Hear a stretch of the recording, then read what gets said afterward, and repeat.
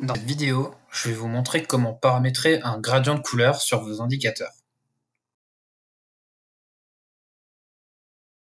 Aujourd'hui, il est possible de paramétrer ces couleurs selon différents paramètres, soit par dimension, soit par mesure, soit par expression. Néanmoins, nous sommes quand même limités.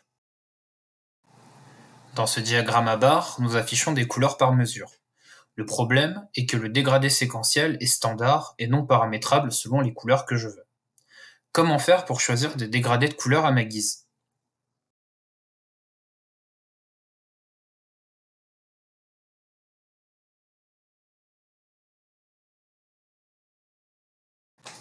Dans un premier temps, je vais dans l'interface de gestion des variables et je crée une variable que j'appelle vcolor.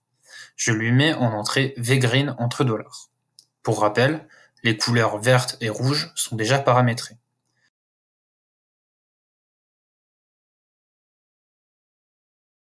Je vais ensuite dans les propriétés de mon graphique et je paramètre des couleurs par expression. J'appelle ma variable vcolor.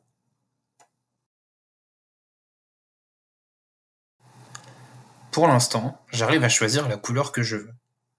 Pour paramétrer un nouveau gradient de couleur, je retourne dans l'interface de gestion des variables. Je vais créer un gradient couleur bleue. Je paramètre dans un premier temps les coordonnées RGB de mes deux extrêmes de mon gradient de couleur bleue. Je les ai appelés VBlueMax et VBlueMin. Ensuite, je crée une variable que j'appelle VBlue dans laquelle j'utilise la fonction colorMix1 dans laquelle j'appelle ma mesure et mes deux variables créées précédemment.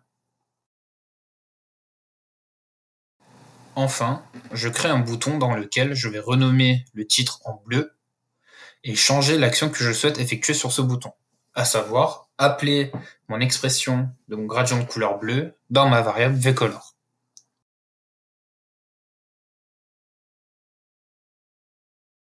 Je teste et je vois bien que mon gradient de couleur bleue fonctionne.